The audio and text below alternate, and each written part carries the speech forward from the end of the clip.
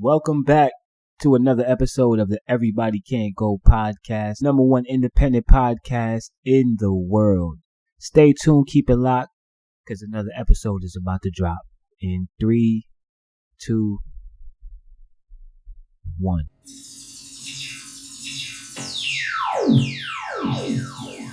Willmatic TV. We're going to have to drop an episode a day at this goddamn rate, fam. Would you please? 2025. Yeah, when I mic up, the sirens go off. They know I'm getting ready to drop. Everybody can't go. Y'all know I be coming off the top. I got catalogs I freestyle, shit I never wrote down. Y'all niggas is still trying to catch up to season 3 right now. Y'all niggas is late. Come on, man. I see y'all out there trying to catch up and all that. Shout out to you. Shout out to me. Everybody Can't Go podcast. Ladies and gentlemen. Episode 76. Back like I never left.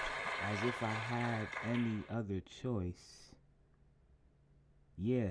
That's just kind of the pace this year has kind of had us on. I mean, quite frankly, if you're doing a podcast, right, this is going to be a loaded year, fam. I might hit the Guinness Book of World Records this year for episodes recorded. What is the Guinness Book for that, by the way? Is Joe Budden the... I think Joe Budden might have that.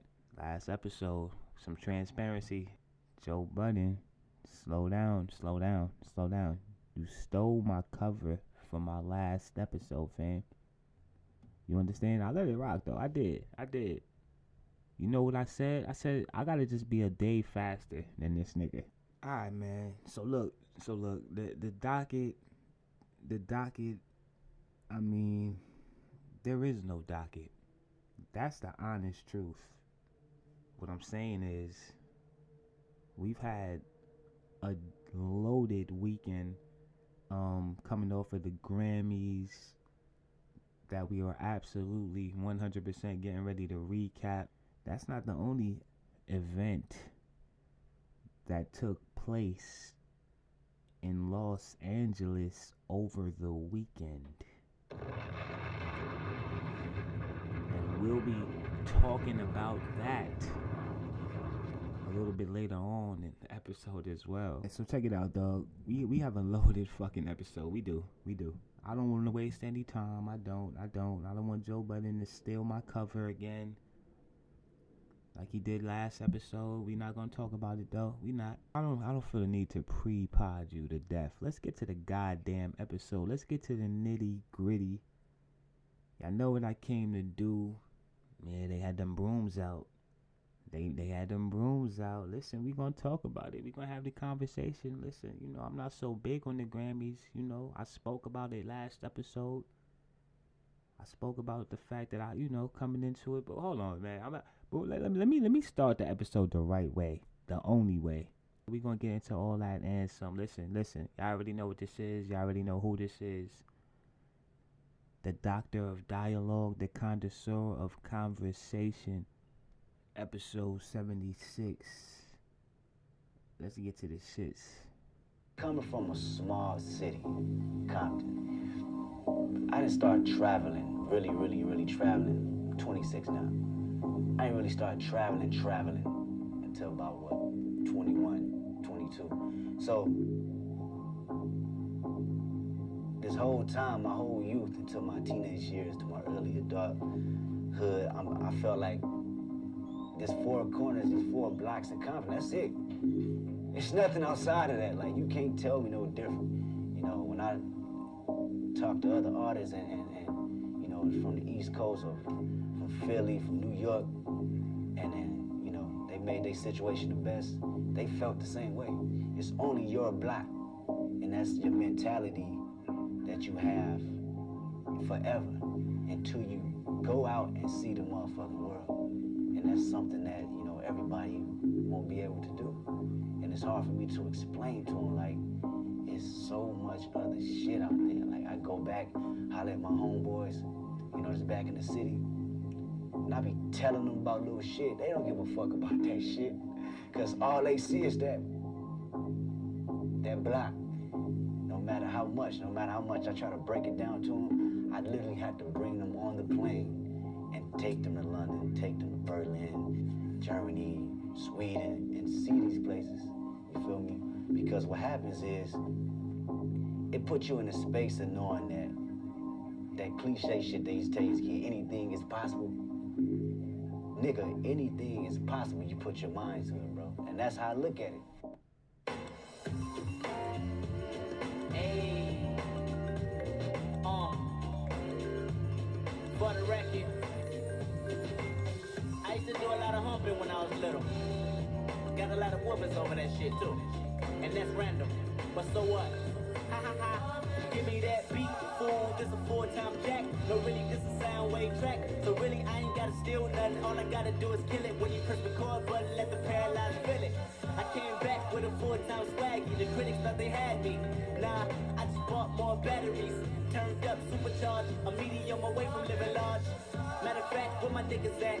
Where my bitches with the pretty weaves? Enemies bleed on the maxi pad. Pussy, you fuck with the wrong one. I'm on one. I make sure your kids breathe pneumonia. Good kid, mad city, evil in my heart from the blood. Niggas fucking with me, crip niggas trying to kill me. Malcolm X, my state. If I reach the crime rate, it's a legitimate reason why. I put on repeat, Kanye's touch the sky. But I'm looking past that, I'm trying to touch God. My heart to the heavens, the rapper or the reverend. Y'all married to the game, well I'm about to crash weddings. I put a lot of pain in the shit I write. If you going through something, this is shit you recite. This is bigger than life, this is Kendrick Lamar. This is Jimmy Hitch's guitar on tall for sure. I mean war like that, yeah.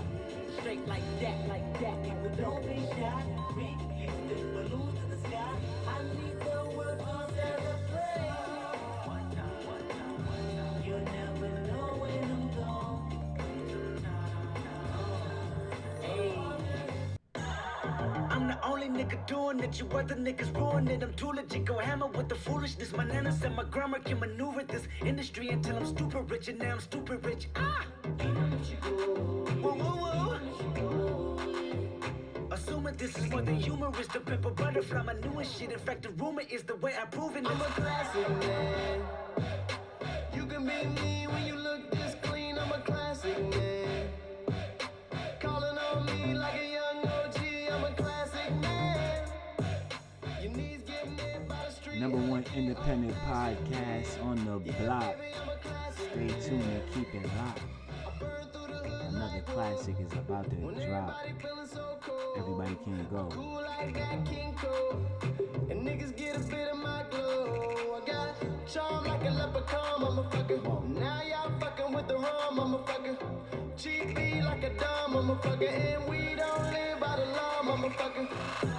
Even if she go away, even if she go away, even if she go away, even if she go away, I'm a classic man. You can be me when you look this clean. I'm a classic man.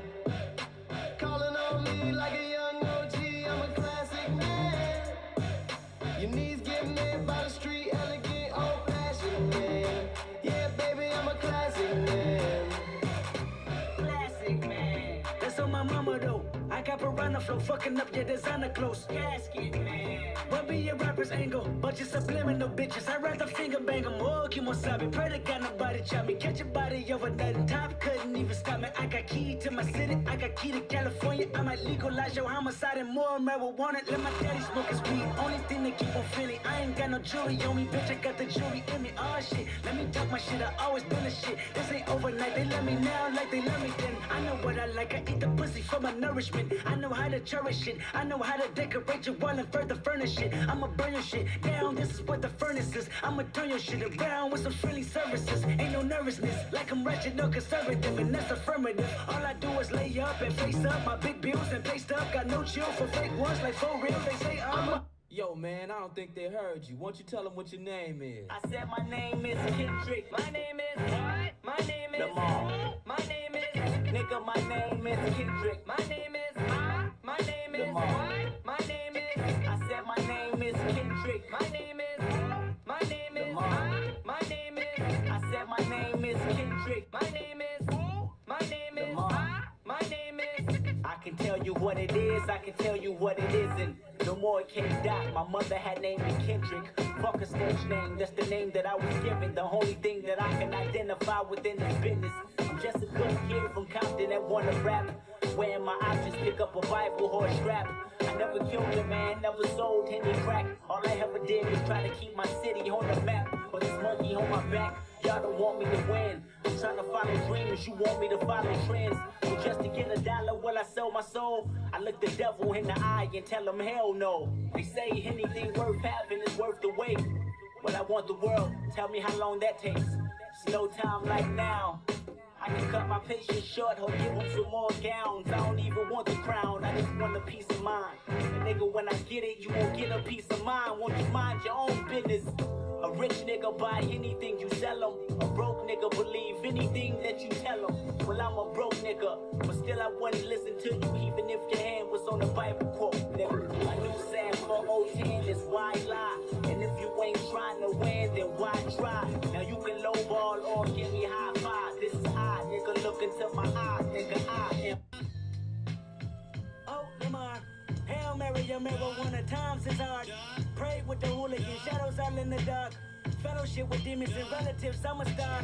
Life is one funny motherfucker. A true comedian, you gotta love him, you gotta trust him. I might be bugging, infomercials and no sleep. Introverted by my thoughts, children listen, it gets deep. See, once upon a time inside the niggas and garden projects, the object was to process and digest poverty's dialect.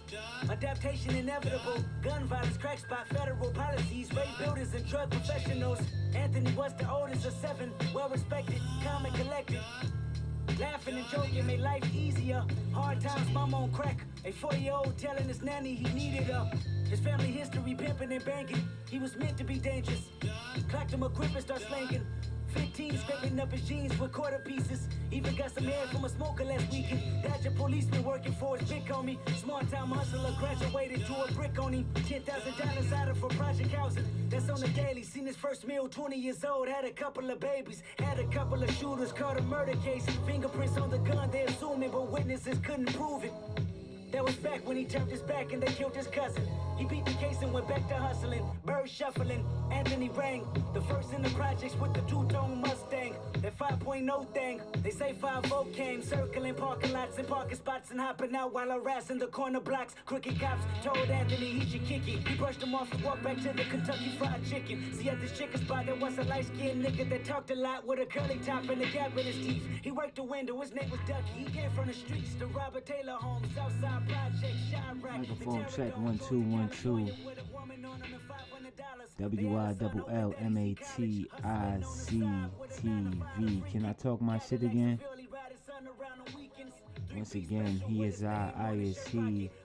This is the EBCG. You already know I had to come to set the tone one time for the one time. They had them brooms out this weekend. Like I said, once again, we got a lot to talk about. We got a lot to discuss on this episode. They didn't kill him. In fact, it looked like they're the last to survive. Pay attention, that one decision changed both of their lives. One curse at a time, reversed and manifested. Could karma and I'll tell you why. You take two strangers and put them in random predicaments. Give them a soul so they can make their own choices and live with it. 20 years later, them same strangers you make them meet again. Inside recording studios where they reaping their benefits. Then you start reminding them about that chicken incident. Whoever thought the greatest rapper would be from coincidence? Because if Anthony killed Doechii, top dog could be serving life while I grow up without a father and die in a gunfight. Reporting live from the city of NYC, ladies and gentlemen. He is I is he. Illmatic TV. Episode 76. Let's keep that applause going. Let's keep that energy flowing. I need a standing ovation when I enter the studio. Come on, man. I need to feel that energy. I need to feel that love. Because realistically, I'm the only one in this bitch. Hey, yo, microphone check. Y'all already know what this is. #1 independent podcast on the planet. This is the Everybody Can't Go show. I'm not even going to hold y'all up. We got a lot to recap. We have a lot to discuss. Y'all been scrolling up and down the timeline like I've been scrolling up and down the timeline. There's no need for me to preview the episode. We all see what's going on out here, right? And it's absolutely nuts. I don't want to serious us out so early on this episode. Like I said, listen. I'm here for the culture. And this past weekend, Los Angeles Crypto Arena Grammys 2025 was definitely a win for the culture. I had some thoughts, I had some opinions coming into the weekend. I wasn't so sure if the Grammys, with their reputation from, over the years, there's been a lot of mishaps and controversy. And I just feel like they got it right. They got it right this year, Can't really say, I really had any issue with anything that took place. All the stars came out this weekend to the Grammys. It was a star-studded event. I feel like this might have been the first time in a long time that we seen all of kind of the big stars actually attend the award ceremony, right? They had Kai Cenat, on the red carpet. Kai Cenat just like a kid out there. He's running around on the red carpet. I do feel like that was dope. That they're trying to incorporate the younger generation, the younger audience. Obviously, the streaming community is a large demo, right? That a lot of corporations and companies are looking to tap into right now. And Kai Cenat is leading the pack in terms of, all of the streamers. You got a couple of big streamers. You got Aiden Ross. You got, who's this other kid, man? Show Speed. Huh? He just got tossed around the goddamn Royal Rumble, and he's making appearances in wrestling. Like it's a big thing, is what I'm saying, right? These streamers are pretty much anywhere and everywhere, So yeah, salute to Kai Cenat. I thought that was dope. Obviously, he's making big moves. I do feel like Trevor Noah. Yeah, they had Trevor Noah hosting. Obviously, this is his fourth or fifth time hosting the event. He's no rookie to this big stage. I do feel like he did what he had to do. He did what he had to do. I don't really have any gripes, like I said, about anything that took place. I do feel like in the beginning it did seem like, and listen, I kind of understand as a podcaster, it's kind of like once the microphones is on, it's kind of time to perform, right? So when it's lights, camera, action, I could only imagine that's times 50 in front of a live audience on national television, right? So I do feel like he slightly was kind of under the pressure in the beginning.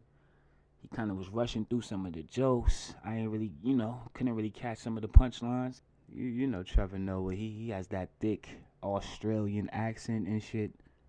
So it was kind of hard for me to kind of catch some of the punchlines in the beginning. I felt like, he had to kind of catch his, find his composure.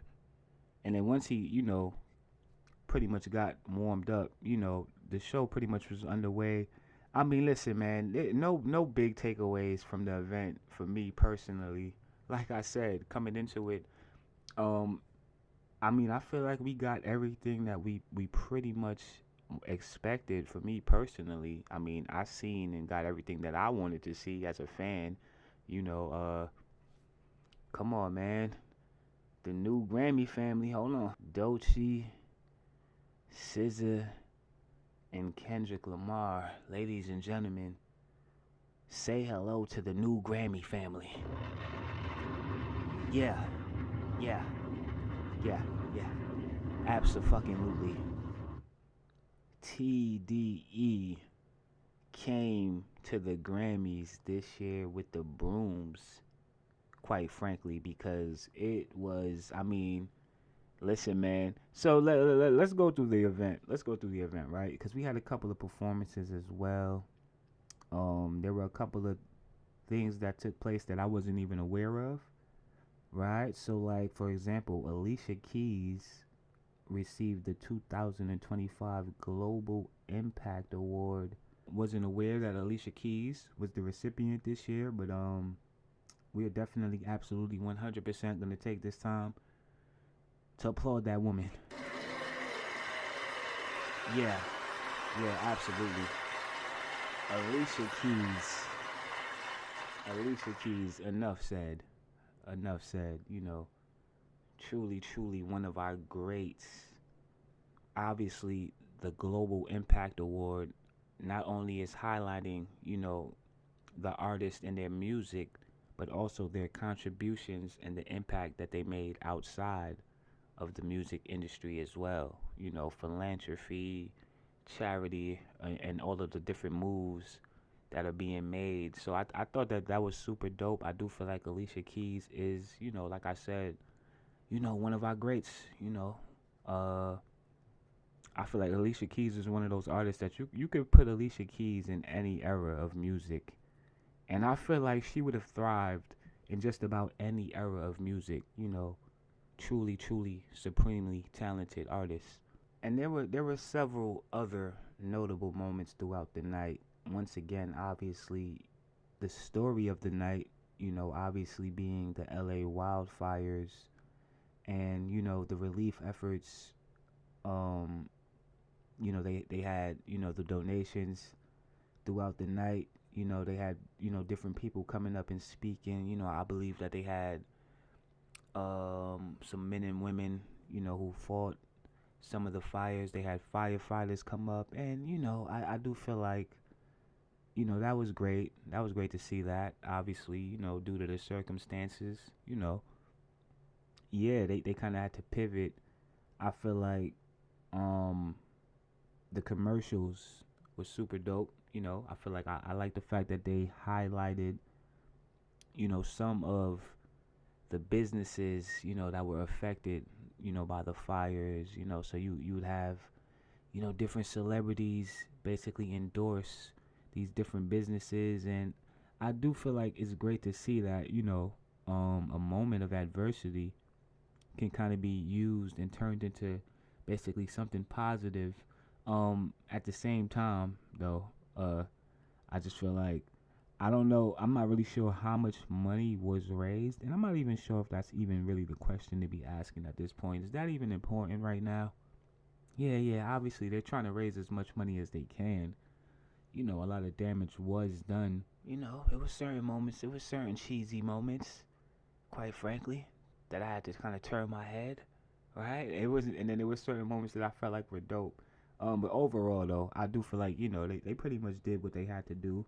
Trevor Noah's opening speech, right? So Trevor Noah opened the show, and he dedicated it, you know, to obviously all of the people affected by the wildfires, promising a show that not only celebrates them, but one that also celebrates the city that brought us so much of that music.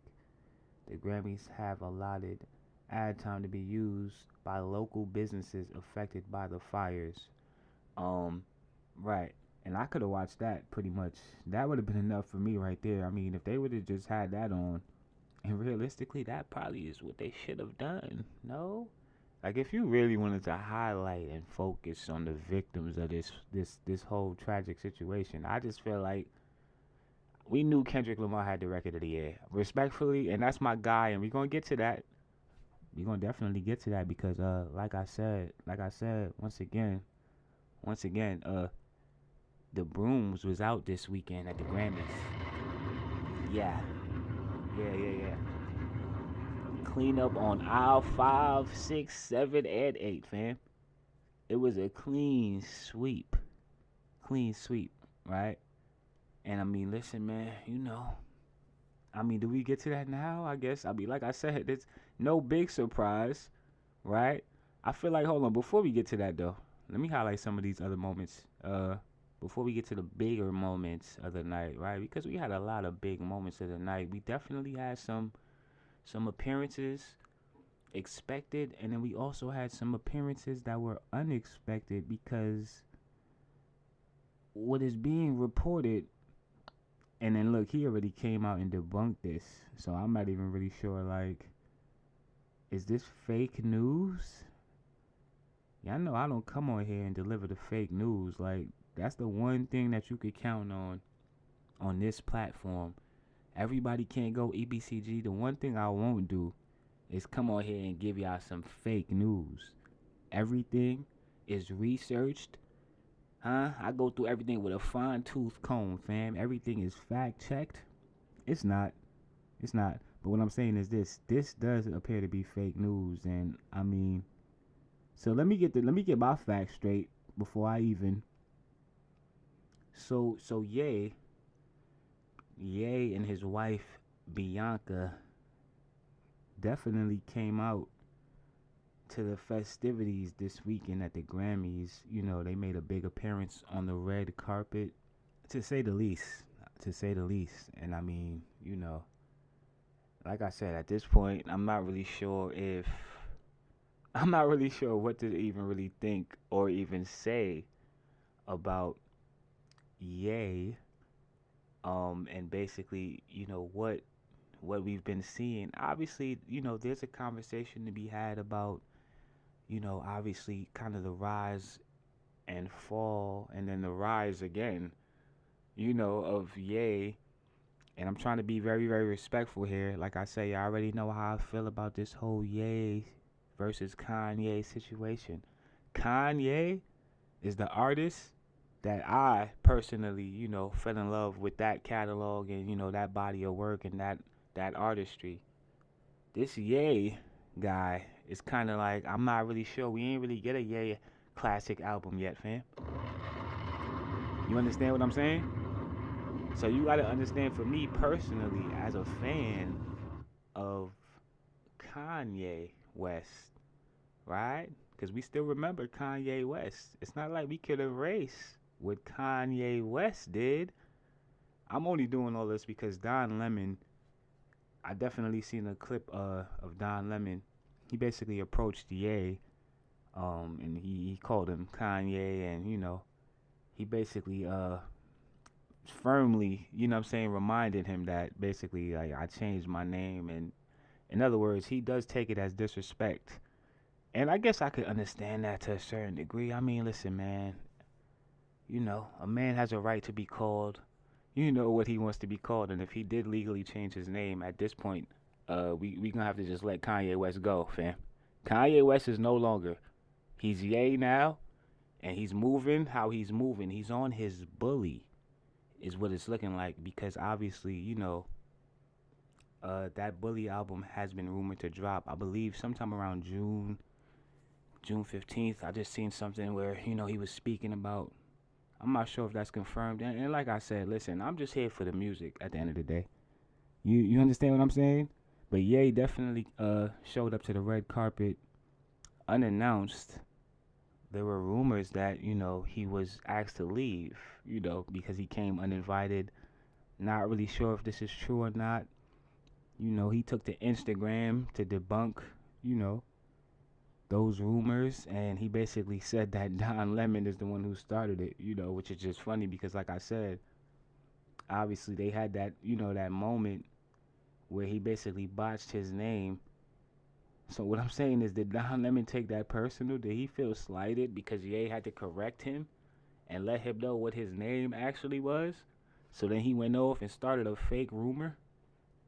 Is that how they do it, man? That's all it takes, huh? For them to just put a false narrative out there, destroy your whole image, reputation, everything that you've built and shit. Yeah, salute to Ye, man. He was definitely out there, man. It would have been dope to see him kind of like, I don't know, perform or something, but that didn't happen, you know. They performed on the red carpet, though, you know.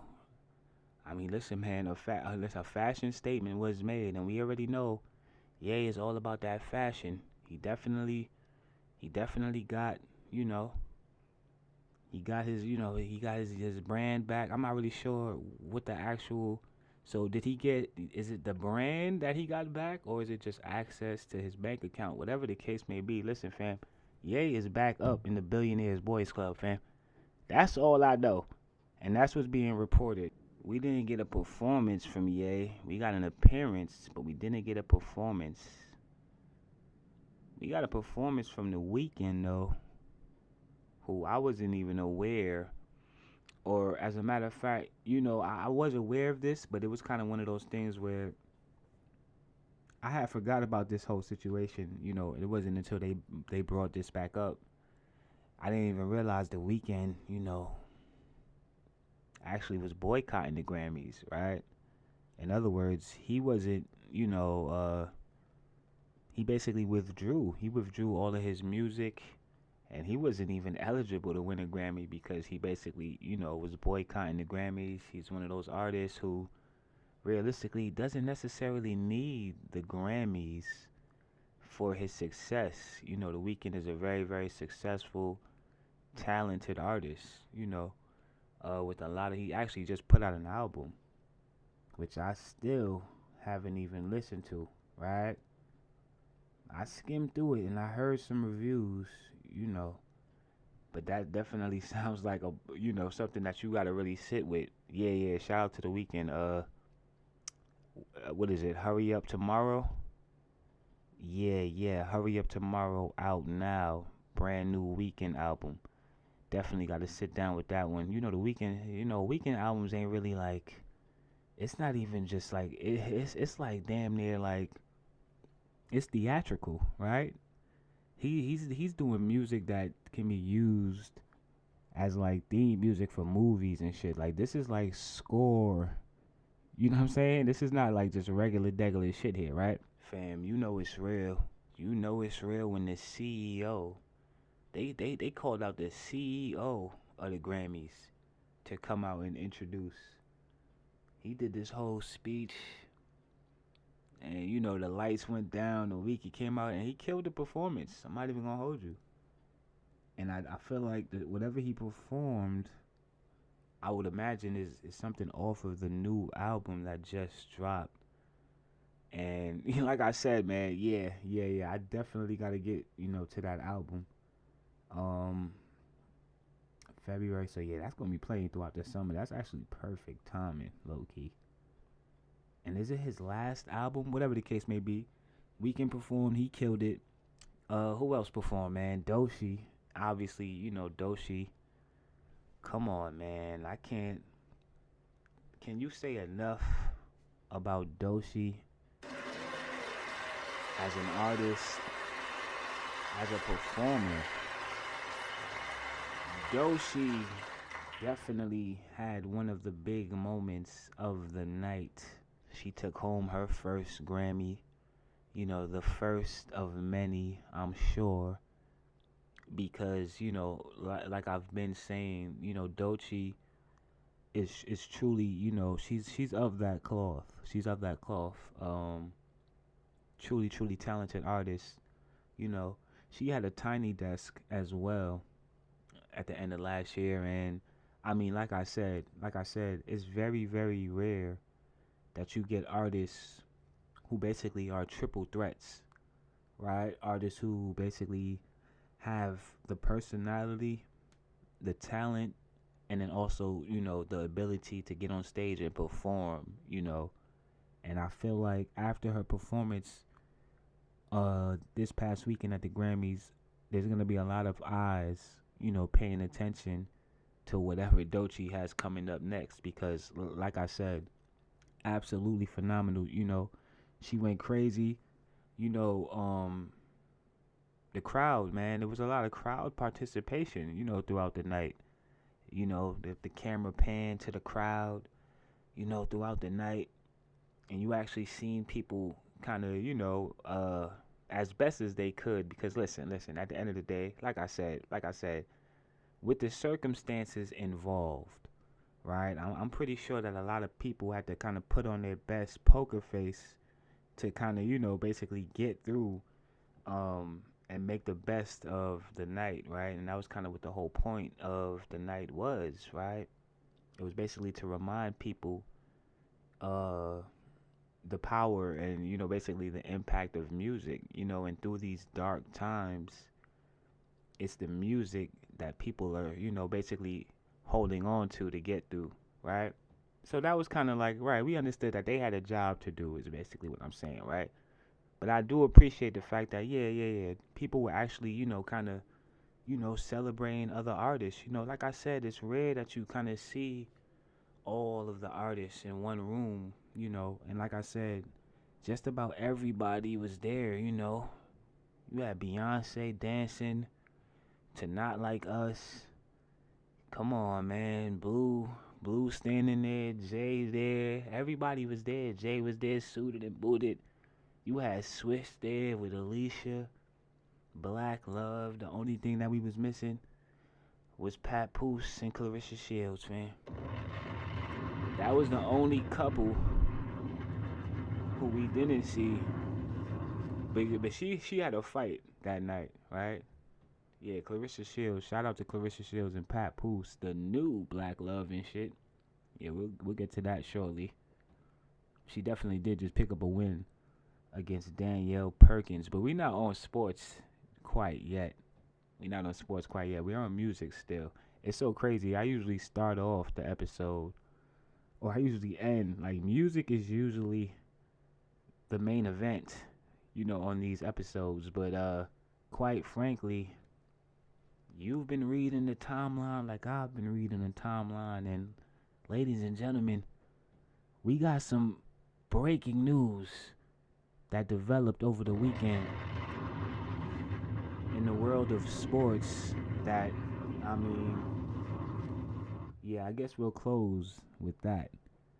Just stay tuned and keep it locked. Yeah, absolutely. Bombshell. Breaking news. Woj bomb level type shit, right? This might be the biggest Woj bomb we've ever received, and Woj is not even doing the Woj report anymore, fam. Understand that. Yeah. We'll get to that shortly. We're still on the Grammys here, the 2025 Grammys, absolutely star-studded event.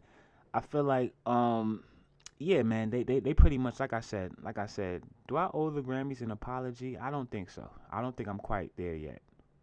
I usually do come on here and, when I make bold predictions and then I'm basically wrong, I'm not against or I'm not opposed to coming on the episode and basically apologizing, but unfortunately the Grammys, I just feel like we even right now, fam.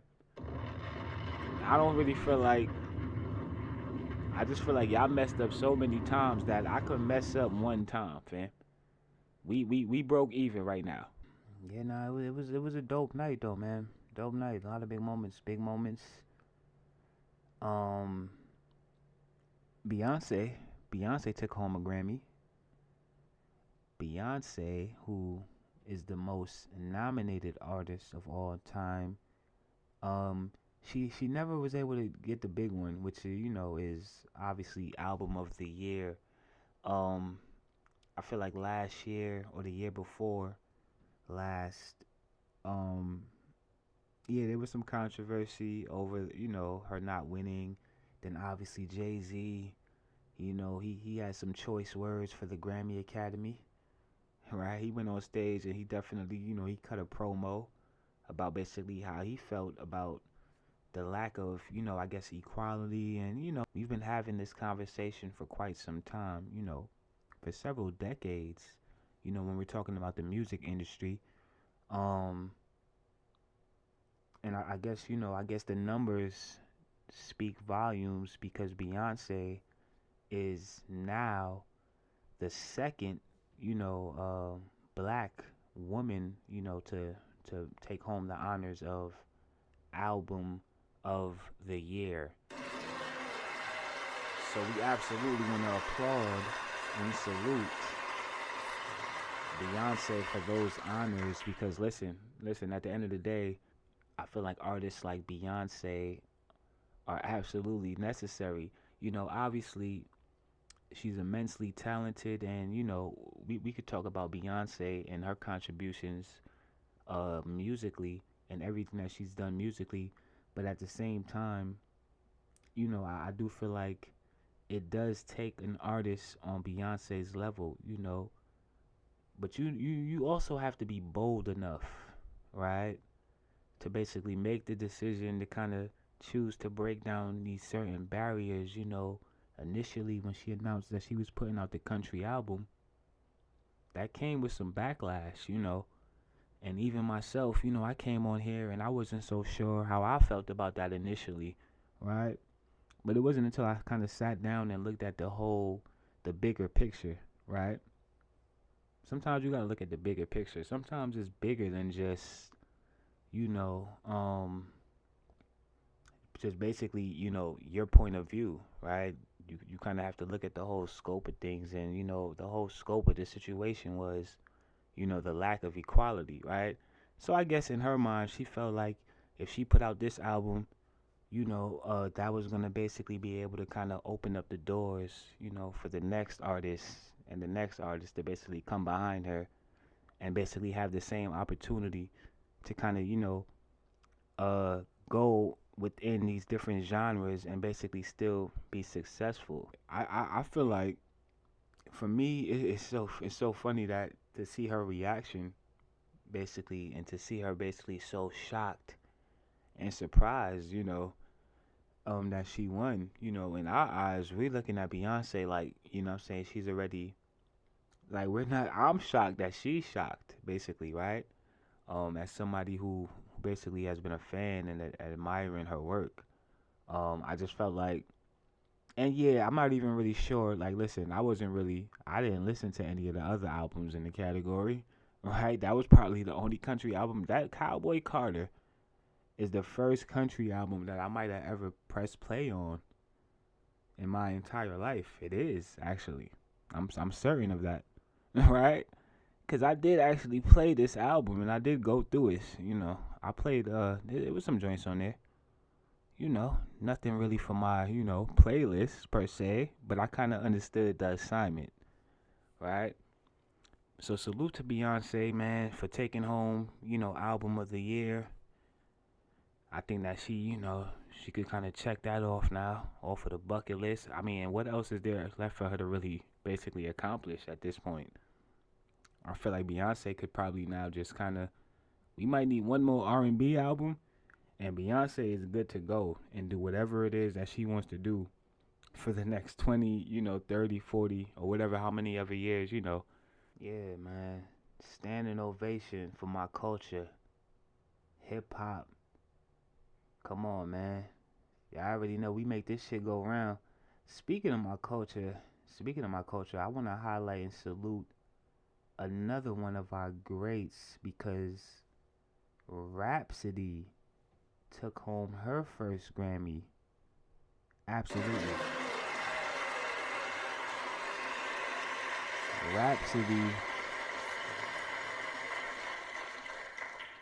for the song titled 3 a.m. featuring Erykah Badu, which I have not heard yet, which is terrible, right? This came out last year, 2024. So I got some homework to do, right? That sound like I already could see the energy. Erykah Badu and Rhapsody. I already know what Erykah Badu is. I already know what she does.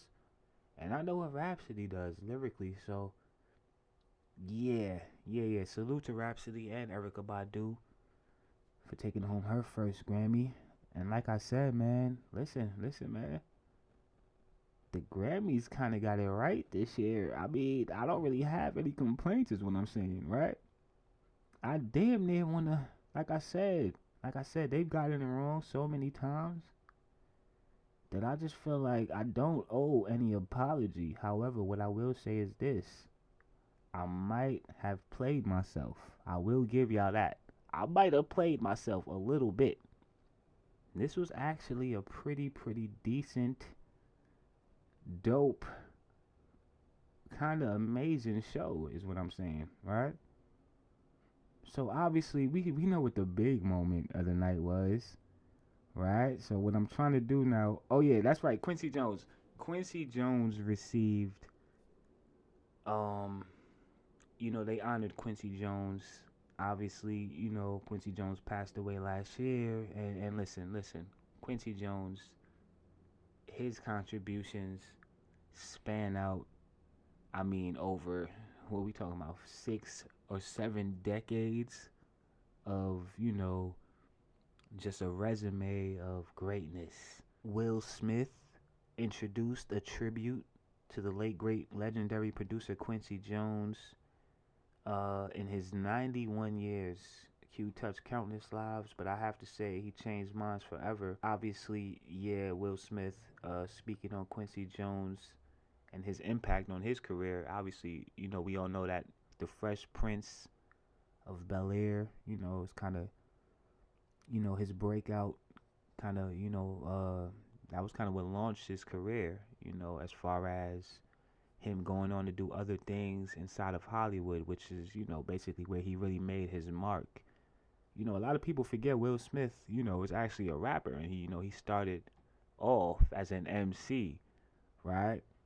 And he's actually the first hip hop artist to receive these honors at the Grammy Awards. So, I mean, it's only right to have him come and, basically pay respect and pay homage, if you will, to Quincy Jones, who obviously had so much to do, with the success of his career. And you had a few other, artists who felt the same way. I feel like Janelle Monáe, at this point, I kind of was groggy. I'm not even going to hold you. I was in and out. I did see Janelle Monáe up there at a certain point with the hat on and with the outfit on. I just assumed that she was getting ready to tear that shit off, man, and go crazy up there. Her performance was phenomenal. I believe she did like a Michael Jackson Thriller kind of tribute, and it was amazing, man. The tributes came pouring in, and like I said, once again, all of the stars came out to shine this year at the Grammys. They brought Will Smith back to another award show, fam. Like, understand that everybody was there. Chris Rock wasn't there though, but Will was there. Jada wasn't there. Will was there. You know what I'm saying? Nobody got slapped. Fortunately, it wasn't that type of, nobody was on that kind of time. Like I said, it was a celebratory mood. I feel like you had artists who used, their moment on stage to basically highlight other issues that they felt like were important to them, which I do feel like it's dope. Shakira, she won for best Latin pop album. And she gave a powerful speech. And she dedicated the award to, all of her immigrant brothers and sisters in the country. Obviously, needless to say, we kind of see what's going on as far as politically, and right now, what I'm saying, I don't want to make this a political episode, but obviously, we do have to, acknowledge the fact that, yes, absolutely, we're aware of the fact that they are currently, kind of sweeping through different communities, and people are basically getting deported. And, it's being done in a way that, unceremoniously, to say the least, right? So, yeah, obviously, that's basically going to affect a lot of different families, to say the least, right? And I feel like Shakira taking a moment to basically shed some light on that is super dope. And at the end of the day, that's what this thing is all about, this microphone, and just basically having a voice, what are you using your voice to do, and obviously, the music is great, but it's also great when, you kind of see these artists use their voices to highlight other things outside of the music and entertainment as well. All right, fam. Let's get to the goddamn nitty gritty. Let's get to the moment of the night. Let's get to the star of the goddamn show, fam, because, ladies and gentlemen, Kendrick Lamar. I mean, listen, man. We came, we saw, and we conquered. This might be the longest victory lap. You know what I'm saying? Like, in the NBA, when you win a championship, there's one parade, and that's it, fam. It's back to the gym, back to the goddamn season, fam. This is about the third or fourth parade that we're seeing Kendrick Lamar have. I mean, I'm just saying at this point, even me as a fan, can I just be honest? Like, I'm at a point now where like, let me just keep it all the way 1,000, right? I just feel like you gotta just pay attention, man. You gotta watch this industry, man. It's really, really spooky. It is really, really spooky, and I just feel like seeing the industry that we know what the industry's reputation is. I don't know, man. They always have an angle. And all I'm saying is this: I'm paying attention and I'm watching very, very closely. And I'm not really sure how I feel about Kendrick Lamar becoming an industry darling based off of a one goddamn song, fam. Like I said, did you not hear the Black of the Berry? Did you not hear it's Black History Month and shit, fam? They not even acknowledging To Pimp a Butterfly. What happened to all of this? I mean, this is the same Grammys that slighted Kendrick Lamar for his, his most critically acclaimed album of all time, Good Kid, Mad City. I digress. I feel like low key, realistically, I feel like they've been trying to make up for that ever since. It seems like to me, like they never really was able to kind of like, I feel like they lost some sleep over that shit. Whoever the Grammy committee is, whoever's in charge of making those calls and making those decisions, clearly, they've been having some sleepless nights ever since they snubbed Kendrick Lamar and called Macklemore the greatest rapper of the century. Or whatever they said, right? Yeah, they snubbed Kendrick. They gave Macklemore the album for the best hip-hop album, okay, in 2000 and whatever year it was. And I don't know, I just feel like ever since then,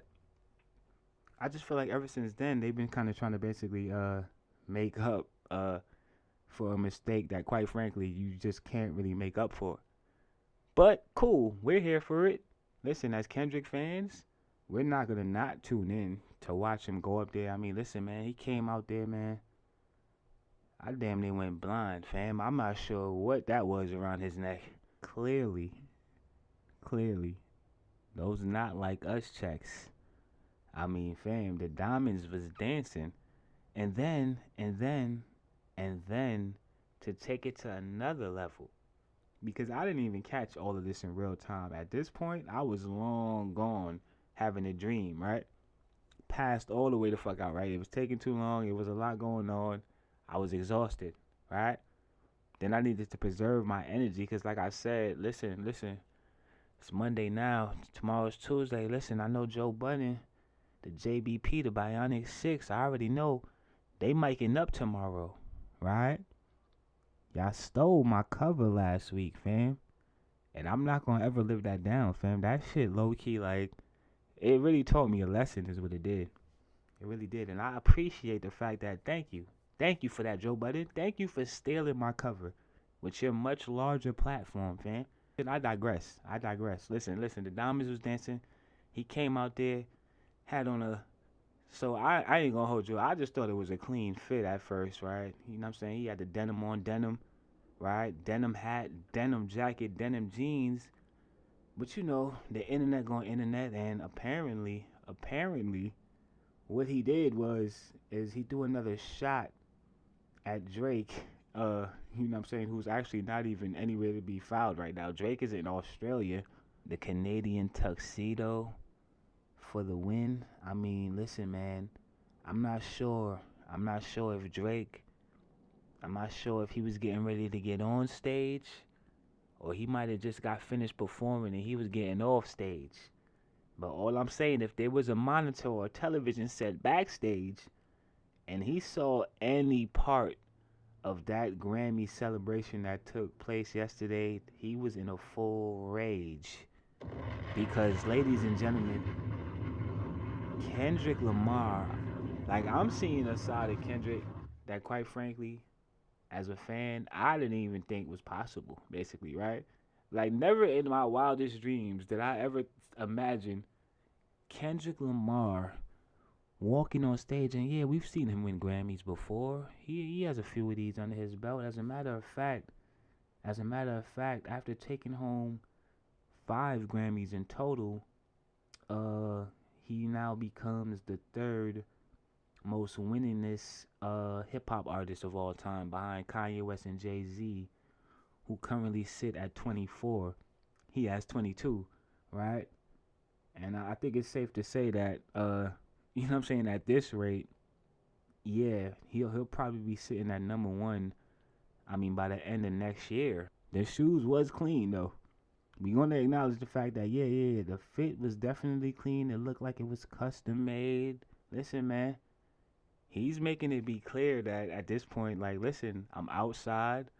I'm not going anywhere. The song's not going anywhere. And at this point, I'm all over the place. Listen. Kendrick swept the Grammys. He won 5 Grammys in total. I just hope that the BET Awards watched this shit and took some notes. You know, it's just so unfortunate that, you know, we still have to rely on this one, basically, award show to kind of get it right, realistically. We do kind of need to, I feel like, yeah, we have work to do within our culture, you know. Our award shows completely lost the respect, the credibility. You know, at one point in time, you used to be able to tune into the Source Awards. Like, not even the A side award show. The C side award shows used to be lit. Like, and we would have all of the same thing that we basically seen at the Grammys, man. I do feel like the BET Awards, the Hip Hop Awards, we do need to take some notes, and we do have some work to do, fam. There's potential, and I do want to, you know, be able to kind of tune in and see, you know, big budget award shows done, you know, when it's our award shows as well. I'm done with the Grammys at this point. I'm off the Grammys. At this point, we all seen it. Listen, man, the clips is on the TL. They gonna be replaying this shit for weeks. And then we got the Super Bowl coming up, and obviously we'll spin the block with the recap for that. All right, so we off the Grammys at this point. As far as new music, yeah, nothing ain't really dropped that really caught my radar. Definitely got the Weeknd album to listen to. I feel like, oh, Daylight. So all right, so this is the situation. Daylight, Joey Badass. I feel like this is basically starting to become like. It's kind of basically like, all right, fam, like, what are we doing here? Joey Badass, obviously, listen, we came on here, we had this conversation about 2 or 3 times now, and I'm at a point now where I'm not really sure exactly what is happening here. So Daylight literally just put out a response today. I'm trying to avoid indulging in this situation. Now, I played the Daylight track off mic. And what I'm basically saying is this. I do feel like we're at a point now where we need to just put this shit to rest, fam. I don't see this shit. There's basically no point of this Joey Badass versus Daylight versus Ray Vaughn, who we still haven't heard since he put out his first response. That was like 4 weeks ago, fam. You got quiet, cool. Daylight tagged himself in. We know what Daylight does. We know what he does. Truly phenomenal MC. Obviously, Daylight is a battle rapper, right? So that's kind of what I'm saying. But at this point, all right. So he put out visuals for this response as well. Remember his last response that he put out, he did something similar where he basically put out visuals where it's very, very New York centric, and I'm not really sure exactly what his angle is here. You repping the West, but you putting out visuals, or you on the East Coast. In other words, what exactly are you trying to say here, fam? See, I'm starting to get, and this is what I don't want to do. Mama said you was too nice, and I replied, that's the way I write, mama. I'm not gonna hold you. I'm cool. Daylight, stand down. Joey Badass, stand down, fam. East Coast, stand down. Like I said, We got the battle of the century last year. Can we at least go another 6 months before we start a whole entire coastal war, right? Like they want to get right back into another battle, basically, right? I get it. I get it. We seen Kendrick Lamar and Drake, and that might have inspired some people, especially if you're an MC. I'm pretty sure that you were inspired by what you witnessed last year. That was a hell of a performance. You know, we just seen what the end result of that performance was this past weekend at the Grammys, right?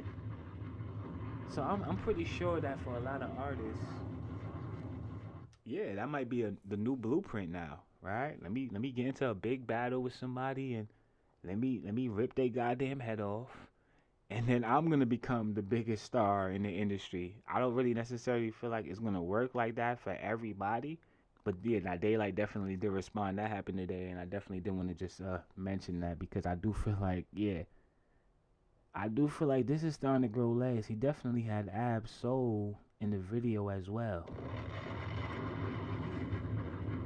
Now y'all already know. Y'all already know how I feel about Ab Soul as an artist, as an MC. Ab Soul, enough said. Enough said. Black hippie. TDE. We know the cloth that Ab Soul is cut from, and we know what Ab Soul is capable of doing, as well as we know what Daylight is capable of doing, as well as we know what Joey Badass is capable of doing. So what I'm saying is this. Why not come together and just do a collaboration, fam? The three-headed monsters. Come on now. Y'all need me to come on here and A&R this shit for y'all, fam? Do I have to cook this up? You got three of the hardest MCs in the game, fam. I'm just saying, fam. I wouldn't be mad at more collaborations in 2025, right? I just don't feel like we need another battle right now. Not right now, fam. A$AP Rocky, the trial of A$AP Rocky.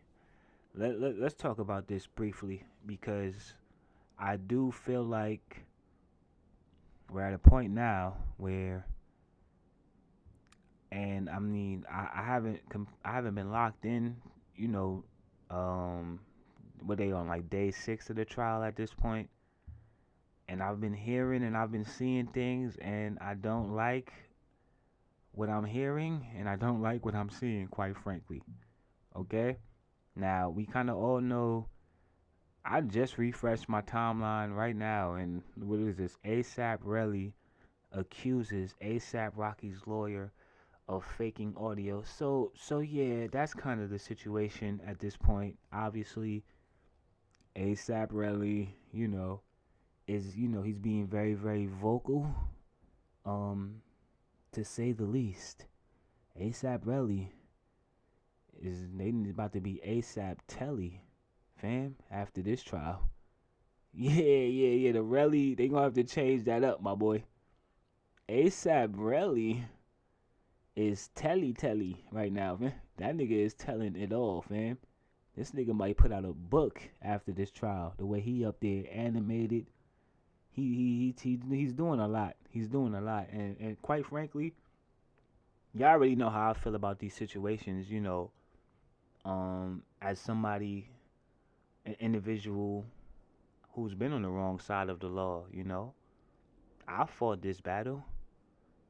As a matter of fact, I fought this exact battle in the sense that, I know what this feels like, man. I've been offered plea deals before. I've rejected plea deals before. I've had to sit tight and sit in limbo, unsure, uncertain about my future before. I know exactly how this feels. So, I don't really I don't make light of any of these situations, because like I said, I've been in them. So personally, for me, this hits on a different level. And then, obviously, this is not just a situation that affects me solely as an individual. It's a much bigger issue.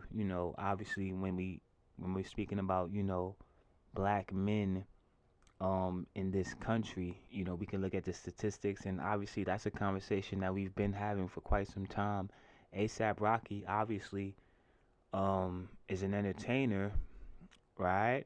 So he's in a different situation as far as he's in a position to actually kind of use his resources and use his platform and his fame, right, to basically speak out and highlight whatever injustices or whatever he feels that he needs to highlight about his case in particular. What I'm saying is this: there are a lot of men out there in this exact same position who don't necessarily have the platform or the resources to kind of have their stories told, right? So I'm always, I always want to keep that in perspective. When we speak about these situations, obviously this is an isolated incident. I don't have all of the facts of the case, right? We're pretty much aware of what's being accused and what's being stated. And it looks like a sticky situation right now, man. And I just, I would just hope, for the sake of, I guess, just not another black family not being destroyed, right? Because obviously, A$AP Rocky, that man, he just had 2 children, obviously with Rihanna, who we kind of all know and we kind of all love, as a musician. But, obviously, I'm pretty sure that, the role that she plays as a mother at this point is probably more significant than any song that she's ever put out. So what I'm saying is this. The last thing that we want to see right now is for A$AP Rocky to kind of be pulled away, from his family, obviously that he kind of just got started on that chapter. At the same time, in that same breath, we all must be held accountable for our actions. And at the end of the day,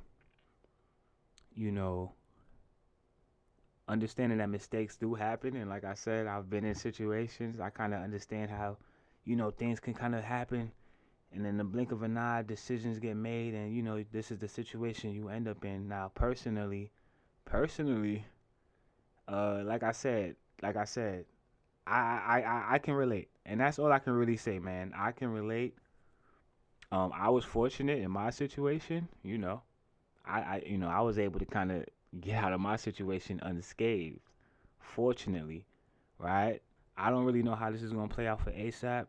Yeah, I'm not really intrigued by, like, we don't need to turn this shit into a soap opera. You know what I'm saying? Like, I don't really, I have a hard time watching this stuff, basically, is what I'm saying, right? I would much rather be in the studio recording an episode, editing an episode, getting the graphics for my next cover, which I've already done for this episode. You know what I'm saying? Episode 76. Stay tuned and keep it locked. Standing Ovation is about to drop, right? Both of my covers is done. Like, I just got other things to do is what I'm saying, right? I don't really have time to be sitting watching court cases, other people's downfall. They got the downfall of Diddy. This shit wasn't even on the docket, fam. But y'all know I do this. I'm not new to this. I'm true to this. They definitely did put out the downfall of Diddy. I mean, I guess that's the name of the doc that they put out on, what is this shit, on Hulu? One of the big platforms that's trying to get more black people to subscribe to their stuff. So they put out salacious content that they know, you know what I'm saying? We gonna run right to this shit, man, and eat this shit right up.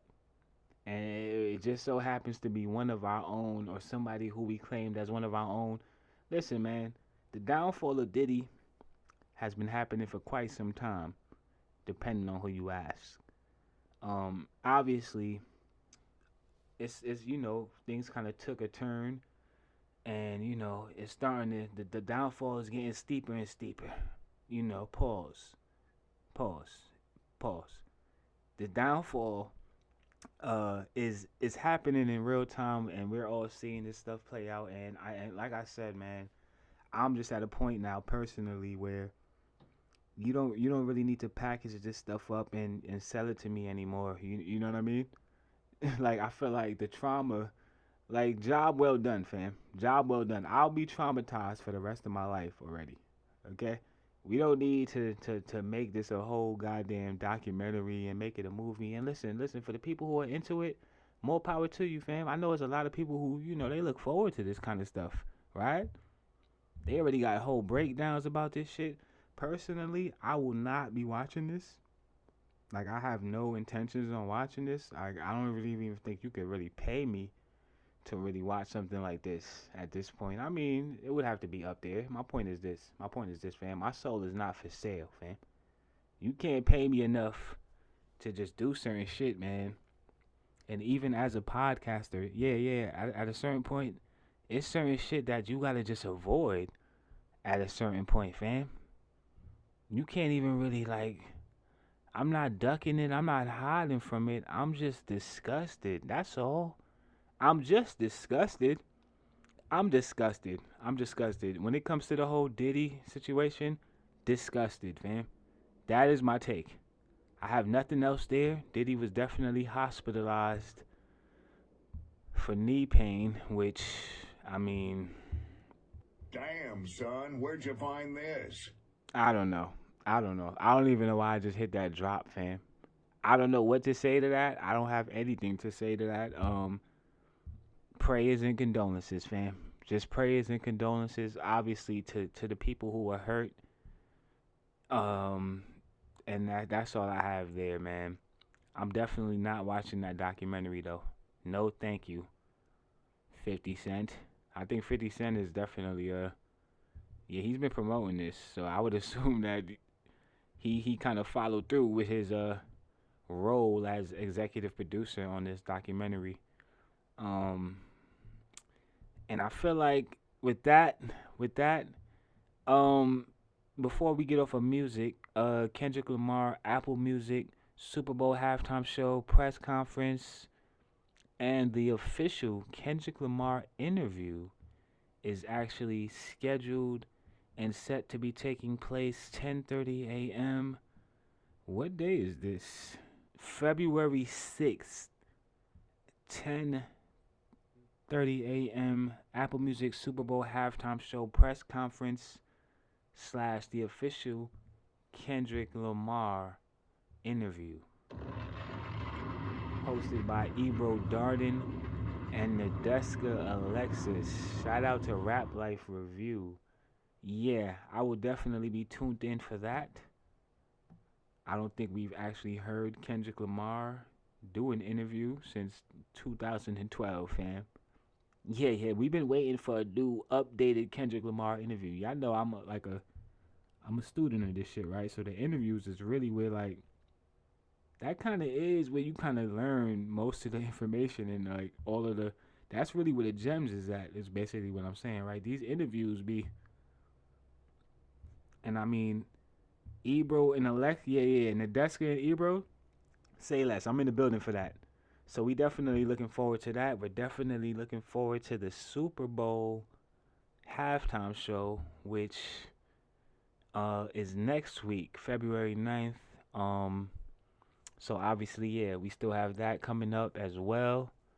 So the festivities are still rolling. The victory lap is still going on. Kendrick Lamar, the victor of the battle of the century, versus Drake. But moving past that, because at this point, we definitely have, we're going to get back to that, right? We have plenty of time to get back to that for the rest of the year. Because like I said, I'm pretty sure that we haven't even really seen the last or heard the last of that situation. Can I just say that this is actually the first time that I actually felt sorry for Drake throughout this whole entire situation? I mean, like, genuinely sorry, though. Like, I've said I felt sorry for him before, but, like, it was satire. I genuinely, at this point, I don't know, man. I just feel like, damn, man, them diamonds was dancing, my nigga. Like, the diamonds, that had to, if nothing else, them diamonds was dancing, fam. Like they was dancing on stage at the pop out, fam. To Not Like Us. Listen, I digress. I feel like we offer music at this point. All right. let's get to the story, the top goddamn story of the week. Because, ladies and gentlemen, we got hit with a bombshell in the world of sports over this past weekend. You can't allow a story like this to sit for too long. No. Because you see, this game of podcasting, we like a pack of stray dogs. We like a pack of goddamn hyenas, fam, when it comes to stories like this. And I already knew the rap round table. I already knew that the JBP, Rory and Maul, and Damaris, all of you podcasters out there, Elliot and DJ Head, and the white guy, I already knew that the Rap Life Review was getting ready to have a field day with this one. So, as the #1 independent podcast in the world, what did I do? You guessed it. I mic'd up right away, fam. I got in the studio, no docket, no research at all, fam. I said I was not going to allow y'all to get ahead of me on this one, fam. And quite frankly, this shit caught me on my way to sleep. Like, understand that, no. Like, my head was literally on its way down to the pillow, fam. I took that one last glimpse of my phone, and listen, man, I'm pretty sure that everybody who's seen the news at this point, you was pretty much blindsided by this bombshell of a trade, because, ladies and gentlemen, quite frankly, quite possibly, the biggest trade in the history of the NBA, Luka Doncic of the Dallas Mavericks has been traded. You gotta drop the bomb 2 times. Traded, man. They traded Luka Doncic to the Los Angeles Lakers for Anthony Davis, and some peanuts. Listen, anything or anybody else that was involved in the trade is irrelevant. Okay, here we go. I got the trade details right here. So, okay, the Dallas Mavericks receive Anthony Davis, Max Christie, and a 2029 Lakers first round pick. The Lakers receive Luka Doncic, Maxi Keebler, Markieff Morris, and this is actually a 3-team trade, right? So the Utah Jazz are also involved in this trade. They received Jalen Hood Shavenko. I didn't pronounce that right. I'm pretty sure I didn't. At the end of the day, fam, you are not the top story in this trade, fam. Respectfully. Pardon the mispronunciation, but the top story here, and obviously, you know, the big story here is obviously Luka Doncic and the Dallas Mavericks. So nobody seen this coming. This was completely, you know, out of nowhere. This was definitely something that nobody asked for. Nobody requested this. Nobody inquired for this. Nobody sent the email or text. There was no poll. Nobody voted for this. This shit was just the most random shit ever, fam. It damn near feels like this shit was like done by AI or some shit. The way this shit just happened so suddenly, overnight. Like I said, I was on my way to bed, fam. Yeah. I was getting ready to go to sleep, fam. Close my eyes when this shit broke. So I'm just kind of like, damn, like in the middle of the night. I mean, we're talking about 2 franchise players who, I mean, were very, very large parts of, their team's success. Luka Doncic, obviously, I mean, the Dallas Mavericks were able to get to the NBA Finals last year, and I believe the year before last as well. They've been successful. They haven't won a championship ring yet, but obviously, the thought was, obviously, if they built around Luka Doncic, and put the right pieces around him, that, they will ultimately be able to get over the hump. I do feel like, so there's obviously, every team has their reasons for why they trade players. We don't always have, all of the information right away. And right now, this trade is super, super fresh. I already know what time it is. I'm a veteran, right? So right now, it's gonna be a lot of different people coming out with different stories, because this is the top story right now. So what happens? What happens when you attach yourself to the top story? You go to the top. So you're gonna have a lot of people basically coming out with different stories and different reports. There was some reports that did come out in regards to basically why the Dallas Mavericks would even consider doing something like this, right? Obviously, once again, Luka Doncic, at just 25 years of age, the thought process was, that this was the player that they were basically going to be building around for the next how many ever years to come. He was actually eligible for the Supermax, potentially worth $345 million over the next 5 years. Due to this trade to the Los Angeles Lakers, the trade disqualifies him from Supermax eligibility, which requires that a player not change teams, among other criteria. I do feel like that's kind of crazy. Like, I didn't request the trade, man. You guys kind of traded me, right? So, I mean, listen. I mean, we've been saying this for a long time. And this is pretty shocking, but it's not that shocking in the sense that we kind of already know what time it is with the NBA, man. I've been saying this for a long time.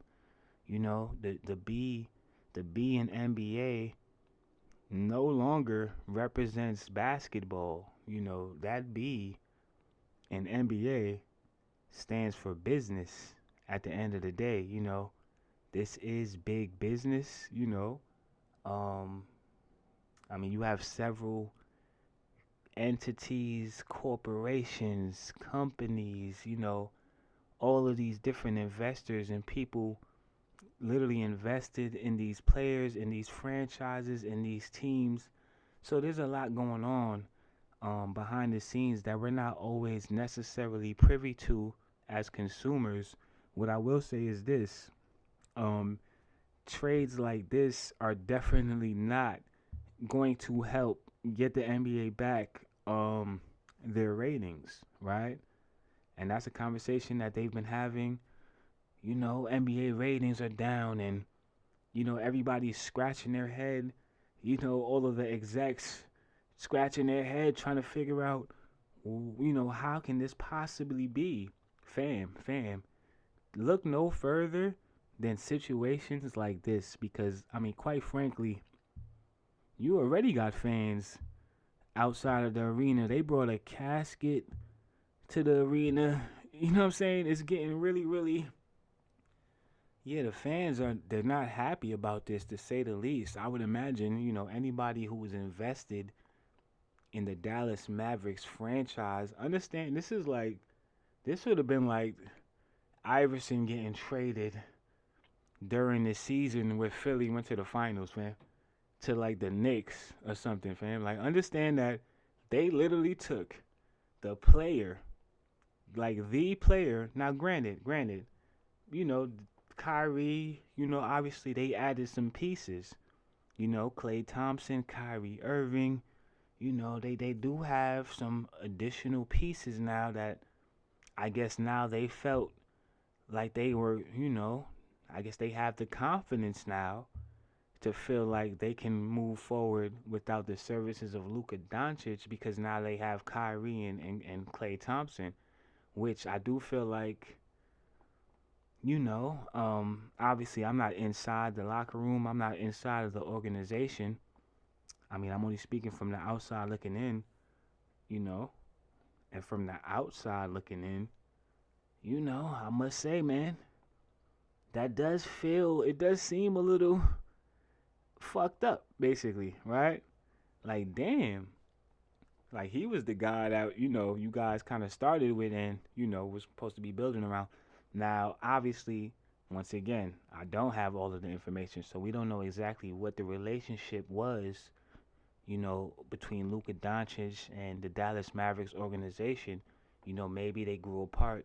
Maybe different things took place behind the scenes. We don't really know right now. That's all speculation. I'm going to leave all of that talk for Stephen A. Smith and Mad Dog. Let them sit there and go back and forth and argue and speculate about over that shit and get gray hairs, fam. That's not what I'm here to do. What I'm here to do is drop a bomb again because, I mean, quite frankly, like I said, fam, they dropped a bomb on us. They dropped a bomb on me, fam. Like I said, I wasn't even going to record, fam. Understand that I'm literally recording this episode right now because of this trade. Make no mistake about it. Like the Grammys recap, I could have gave y'all that next week.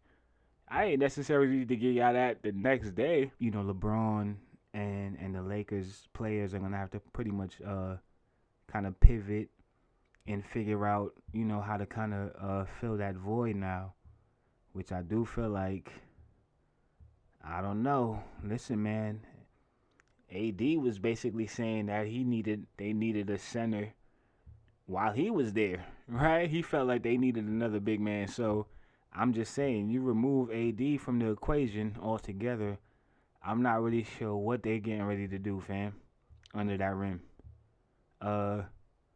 Yeah, like I said, I would imagine that LeBron is probably not the happiest right now about this situation, which leaves room for more speculation, right? Obviously, you got a lot of players and a lot of teams basically struggling to figure it out right now. De'Aaron Fox definitely was traded as well. So we got De'Aaron Fox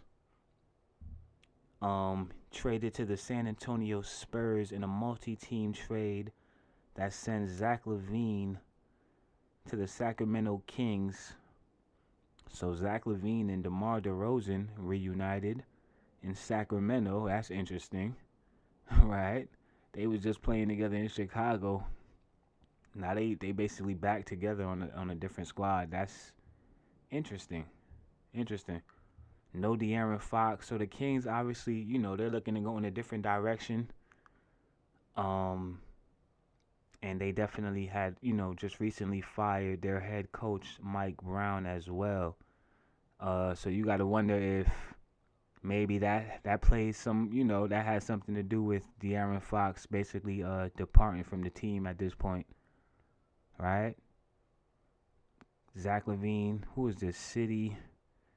Cisco, couple of round picks. Yeah, so a lot of teams obviously basically trying to figure things out mid-season. The trade deadline is approaching, so obviously this would be the time to basically make some last-minute moves. In addition to that, you got the Phoenix Suns, who are currently listening to offers on Kevin Durant, and the Golden State Warriors apparently have been the most active in the pursuit. So, I mean, we're looking at a possible, KD and Steph reunion in Golden State. The Warriors' ideal plan is to bring both LeBron and Kevin Durant to the Bay Area to play alongside Steph Curry.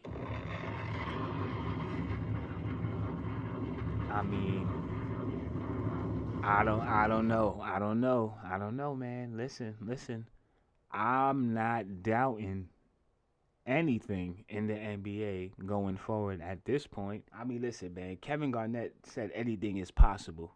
He did say that, but I mean, quite frankly, we take it a little too far at this point. No, LeBron James, Kevin Garnett, oh, pardon me, Kevin Durant, they might get called Kevin Garnett too at this point, fam. We might see a player come out of retirement at this point with this new NBA though. This new NBA where anything actually is possible. Anything is possible. The players don't even know what's getting ready to happen. LeBron James wasn't even aware that this trade was taking place. I'm only the franchise player. I'm only your whole goddamn organization. I'm only filling the goddamn arenas every goddamn night. I'm only still catching alley oops and slam dunking in year 21 and basically playing my heart out for this organization in my last seasons. I mean, listen, man. They not even telling the players that this stuff is happening. Like AD didn't know this was happening. Luka Doncic didn't know this was happening. Nobody knew. The only two people that were aware of this trade were the two GMs on the opposing teams. And I just feel like at this point, it does feel a little 2K-ish, right? Where I just feel like anything can, happen at any given time. And I mean, listen, man, if LeBron, I mean, it is a safe question. It's a fair question to ask, basically, in regards to LeBron James and like what's next for LeBron, right? Because obviously now, I mean, I would assume that LeBron James isn't playing his heart out, to basically lose games and not compete for a championship. These teams is not loyal, fam, and the NBA does not care. Like, that whole NBA cares shit is out of the window, fam. The NBA only cares about one goddamn thing, fam, and that's their goddamn bank accounts, fam, when it's all said and done, fam. They are getting rid of coaches, franchise players. Ain't nobody safe. LeBron James might be thinking about coming to the Knicks at this point is what I'm saying. I don't know. King of New York. I see a report here that Luka Doncic reportedly had recently just purchased a $15 million house in Dallas just a week prior to the trade. And he cried when he found out about the trade. I'm not really sure via Run It Back TV. I don't know how credible Run It Back TV is, right? I would imagine that he probably was emotional. After all, this is the team that drafted him, right? So Luka Doncic says, 7 years ago, I came here as a teenager to pursue my dream of playing basketball at the highest level. I thought I'd spend my career here, and I wanted so badly to bring you a championship. The love and support you all have given me is more than I could ever dream for a young kid from Slovenia coming to the U.S. for the first time. You made North Texas feel like home. In good times and bad, from injuries to the NBA Finals. Your support never changed. Thank you not only for sharing my joy, our best moments, but also for lifting me up when I needed it most.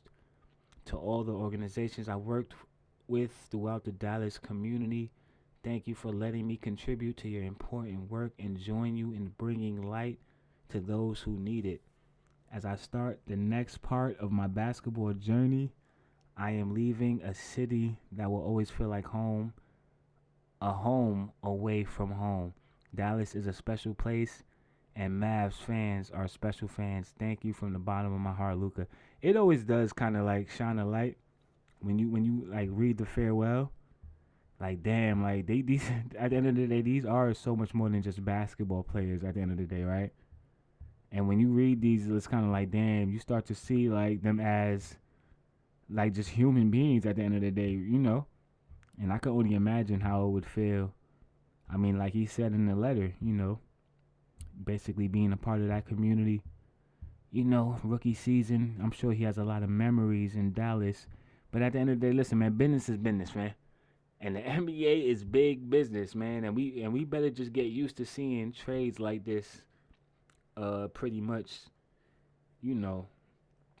Yeah. There's no more loyalty in the NBA. Loyalty. We might get that at the halftime show. Rihanna definitely might. Now she's been going to court with ASAP. She might not have that day free. No pun intended. Day free. See what I did there? Come on, man. Sometimes the bars just come right out of you when you're not even really trying to rap, man. That is a bar though.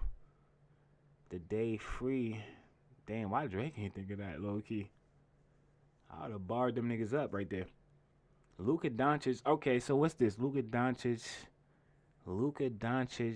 has reached up to 270 pounds. So once again, like I said, obviously, we're going to continue to hear speculation and see these kind of reports of what could have been going wrong or what could have been going on behind the scenes. Basically, to lead Dallas to make such a bold decision like this. Because, I mean, listen, man, just about every, basketball aficionado, all of the, basically the people who cover the sport and who have been covering the sport for quite some time, everybody is pretty much saying the same thing. This is, quite possibly the biggest, most shocking trade in NBA history. Considering just, the level of players that are involved. So AD also had a farewell that he wrote, obviously, to the Los Angeles Lakers fans. Anthony Davis took to Instagram. End of an era 6 years ago. I came here with the vision to win a championship. And I will never forget the moment we did. The business of basketball is a business just like all other businesses. It's just so funny that, once again, like I said, the B in NBA, I think AD understands where I'm coming from. I am grateful to the city where my first ring came from, grew my family and friendships, and I will always have a home here. My family, and I thank everyone who made this place home, and we are still thinking of those that lost their homes in the fires. To my teammates, our friendships go beyond a locker room and a jersey. LA will always have a special place in my heart. Every great story has an exciting next chapter. Dallas, here we come. Yeah. So that's Anthony Davis via Instagram, his farewell to LA. And I mean, we'll just have to kind of see how this plays out, It is still a little shocking, right? It's still gonna, it's gonna take a couple of days, if not weeks, like we still gonna have some. It's gonna be a couple of tremors and aftershocks of this that we'll be feeling for the next couple of weeks, until we kind of all settle into this. But yeah, man, as far as, like I said, I do feel like obviously, all right, so who won the trade, basically, right? I mean, obviously both teams win, in the sense that they're getting, basically generational talent. Both teams are kind of receiving, talented players, but at the same time, I do just feel like, based on what Dallas already kind of has in place, obviously, Anthony Davis, that would just be a much better, on paper, they're a better team, which would make, them win the trade. But at the same time, I just feel like, I don't know, man. We don't know. We can't count LeBron James out. And I just feel like Luka Doncic is, such a talented player that you can't count him out either. And at the end of the day, like I said, he did get to an NBA Finals on more than one occasion, right? He did it without Kyrie, and it's hard for me to not believe that he's capable of doing that with a player like LeBron James. You know what I'm saying? Regardless of the fact of, I mean, but then team chemistry is a whole nother thing. I don't know, man. This might be a shit show. The Lake Show might actually be a shit show, fam. I don't know what's getting ready to happen. Braun might protest. He might not play. We don't know. He might retire at this point. And that would be another bombshell. LeBron James announces retirement from the NBA, effective immediately. I wouldn't be surprised if we wake up to that one of these days, man. Like, I don't know, man. I don't know how much more do you have to give to a league that clearly doesn't give a fuck about these players, man. At the end of the day, they don't give a fuck, man. Tupac, they don't give a fuck about us. That shit, it might be another version of that. Damian Lillard might need to remake that or something and aim that shit at the NBA execs, fam. I don't know. It's wild out here, fam. It is the wild, wild west. At this point, I could really just end the episode because I kind of got the shit off that I really wanted to get off. So basically what I'm saying is everything else after this point is pretty much just like me just shitting on y'all, like filler type shit. So look, I feel like, hold on. Before I even get into because I do have some additional things that, I did want to discuss. I didn't really want to do a deep dive about these Trump tariffs that obviously, essentially are getting ready to trigger, an entire wage war. So we're on the brink of possibly World War III and a wage war. Let's throw wage war in there. So World War III, we got wage war, we got planes crashing and burning every goddamn week, like a mixtape is dropping, fam. Every week you can expect for a plane to crash. What is going on, fam? And it almost just seems like that almost sounds like a cliche thing to even ask at this point. Like, what is going on? Because I don't even really feel like there's no answers. There's no answers to this shit that we're seeing going on. Like, I just feel like, once again, y'all not about to take the fun out of this shit for me, fam. So this is the thing, right?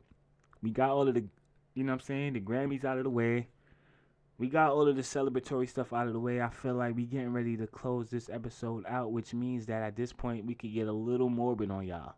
So the Trump tariffs, like, listen, we'll have to like revisit this and give it a full, it's just due in terms of the magnitude of this and what this means. Obviously, we know what this means short term, right?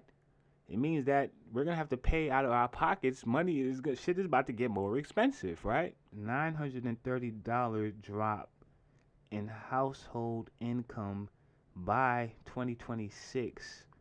So that's within the year. We're expected to see a $930 drop in household income, which for most households, obviously we're already struggling and dealing with, the lack of income or the lack of resources, right? So obviously hearing that, a drop in household income is obviously not a good sign. Inflation increase 3%, core inflation 0.7%. So what we're seeing is an increase on inflation, a decrease in income, right? So just do the math there, right? It sounds like, what it basically sounds like is anybody who voted for Donald Trump this past election, you basically got duped. You got duped. And that's me putting it in a very, very PG, a very, very, there's another way for me to say that, right? But let me just say you got duped. Just because, like I said, fam, I'm very, very, I'm so not engaged with any of this shit at this point. US GOP. So what is this? Negative 55 billion by 2029 inflation. So I have some more research to do. Before I come on here, if I even decide to do that at any point, because like I said, plate is pretty full right now. I do feel like a lot of shit that's kind of going on right now, like most of this shit is out of our hands for the most part. Therefore, I just feel like it's pointless for me personally to be like, I have enough shit to juggle is basically what I'm saying, fam. I'm not juggling shit that I can't control. You understand what I'm saying? There's no point of me trying to even add that weight onto what I already got going on. Because listen, fam, they gonna do what they do, and at the end of the day, fam, we gotta figure out a way to basically pivot and just kind of navigate through all this shit. Obviously, yeah, you want to pay attention and keep your eyes on what's going on, and I do feel like that is noteworthy. Because obviously, yeah, that's obviously been a big talking point. This past election, that was kind of one of the main talking points. As a matter of fact, when we were dealing with, basically the economy and basically bringing the prices down, specifically for groceries. That was one of the main things that both candidates were basically essentially promising, that they were getting ready to do. Listen, my plate is too full for politics in 2025. As far as these goddamn planes, though, I might have to go back and rewatch the Final Destination, fam. Every Final Destination that ever came out, I might need to sit down and rewatch and study every single one of those films. Because, at this point, 2025, I feel like we've already seen at least 2 or 3 scenes from at least one of those films, if not all. At this point, we had at least 2 different aviation accidents that occurred within the span of a week. I really don't know how to even really get into this, man. It is with deep regret that I have to come on here and report yet another deadly, mid-air collision. So what do we have here? 67 presumed deceased in a collision of regional jet and a Black Hawk helicopter. So a plane and a helicopter collided mid-air, a source tells NBC, according to a preliminary FAA report. A single air traffic controller was handling both planes and helicopters when the crash occurred. Officials said the crew on the Black Hawk helicopter that collided with the regional jet were very experienced. Yeah, we've heard such narratives in the past, and obviously, when it comes to dealing with these type of situations, obviously experience isn't the only basically determining factor, as to whether somebody basically gets from point A to point B. There's a lot of other things that determine that outcome, and I just feel like this situation.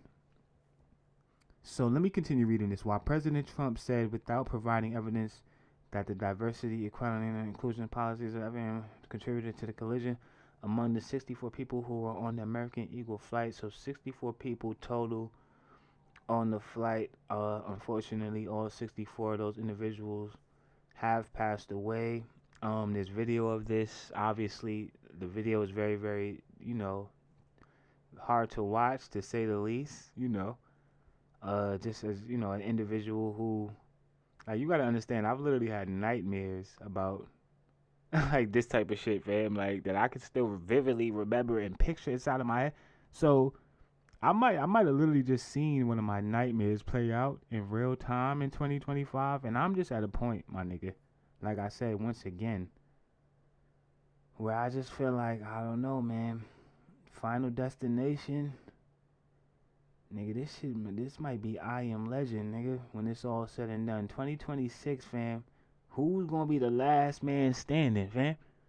This shit, it might turn into, I don't know, we might see a few movies before this year is said and done, fam. Right now, we watching Final Destination. This is February. We might see Saw. We might see some scenes from all of the haunted, scary movies, fam. This shit is a scary movie right now, fam. And you can't convince me otherwise. How did a helicopter and an airplane collide in midair, fam? I don't even think that this is something that we've ever seen before. Let me speak for myself. I have never seen anything like this in my life, fam. I've never heard or seen a helicopter. Sure, we've seen helicopter accidents. You know what I'm saying? We've seen airplane accidents. But what I'm saying is, we've never seen the two things collide. And basically, yeah, I'm not aware of anything like this ever happening before. Which again, to me, speaks volumes about 2025. Why was this the year that this shit just decided to randomly happen? So in all reality, this airspace, so I read up on some of this, briefly, and basically from what I gathered, this is a very, very crowded airspace, and this is a normal occurrence for, airplanes and helicopters, to basically be flying in close proximity. They put out videos and, different, this is basically a normal occurrence, right? So in other words, they're aware of the fact that the airspace is crowded. So what I'm saying is this, is this a situation where obviously, yeah, the airspace is crowded, so you might have to basically limit the amount of aircraft that flies in the area going forward. But then also, I'm just trying to figure out if this is a normal thing or a normal occurrence. The way that video, because I watched the video at this point, I watched it a few times. They put out a few different angles, and I'm not even gonna lie, man, that helicopter didn't even look like, it looked like it made a beeline straight towards the goddamn plane, fam. There was no, those stars aligned pretty goddamn perfectly for that to be an accident. And I'm just saying, man, the way that helicopter went straight into that damn plane, I just don't see how that was an accident, is basically what I'm saying. And we have to also consider the fact that maybe, possibly, this could have been done, intentionally, right? And not even to be on no conspiracy thing, because I seen a couple of those out there as well. I seen a couple of those floating around. I seen one report where somebody basically was saying that there was no people on the helicopter, right? And I'm not even really sure where you pull that from. And I'm not here to wave that flag. All I'm saying is this. Pilot suicide is a thing, isn't it? Right? And the last time I checked, there's a very, very high rate of suicide amongst, pilots, right? And that is a, thing. And I don't want to speculate, and I don't want to be the person to come out and jump ahead and basically put out any false or fake news. Going back to that fake news, right? Like, I don't like to come on here. I'm not trying to be that guy. But we have to consider all of these things when we just don't really simply have the answers. And listen, man, I watched that video like you watched that video. It didn't even stop there. That was last week.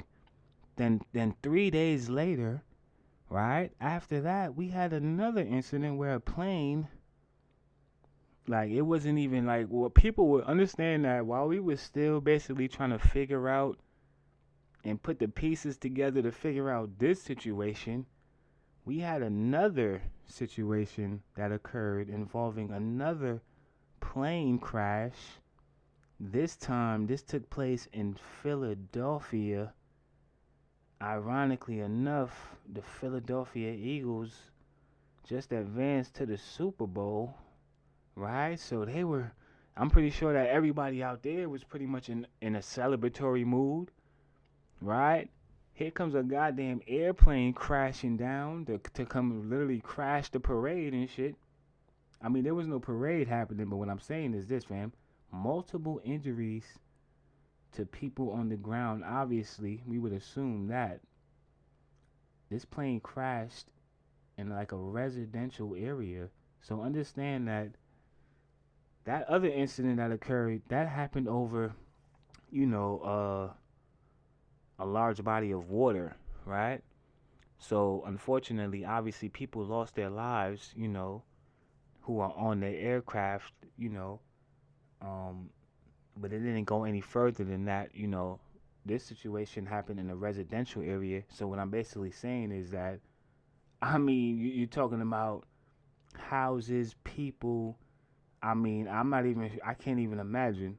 I can't even imagine. Basically, imagine you walking down the street and then you look up and a plane is basically getting ready to land on your block, basically, is what I'm saying, right?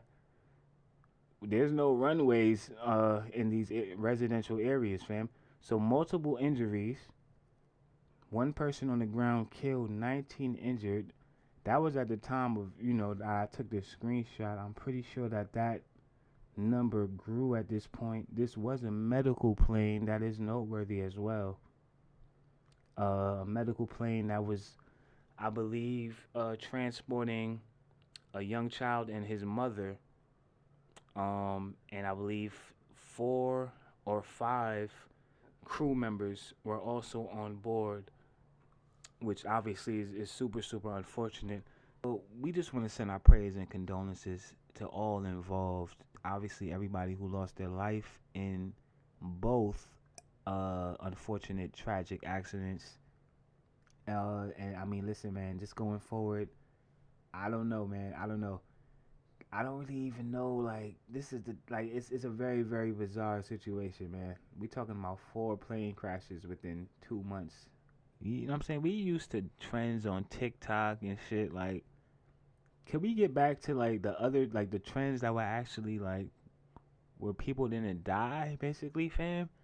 This new trend, the airplanes blowing up and crashing and burning and catching on fire, fam. I don't really like this trend. Let's bring the ice bucket challenge back or something, fam. So I do have some other things that I wanted to brush through before I park this episode. Cause listen, man, listen. We got a lot. Listen, the Super Bowl is next weekend. So y'all already know. I definitely got some stats to go and study right now. You know what I'm saying? I'm definitely trying to hit them for at least 2 M's this weekend, fam. I'm not even gonna hold you. I gotta make up for some parlays that I ain't hit in the past. I feel like this might be my year. So with that being said, I'm definitely gonna go sit down with a couple of stats, see if I could put some parlays together. You know what I'm saying? The Super Bowl is definitely this weekend, February 9th. Y'all already know Kendrick Lamar halftime, Super Bowl show. We definitely looking forward to that. So what I'm basically saying is this: we'll definitely be spinning the block with the recap of that, which I'm pretty sure is gonna be an epic, halftime Super Bowl performance. Getting ready to park this episode. I definitely just wanted to brush through a few topics that I didn't get a chance to get to on this episode. So, for example, Jimmy Butler. We already spoke about basketball. We didn't get a chance to speak about Jimmy Butler because, quite frankly, the Jimmy Butler Miami Heat debacle basically took the back burner. You know what I'm saying? To Luka Doncic and Anthony Davis, right?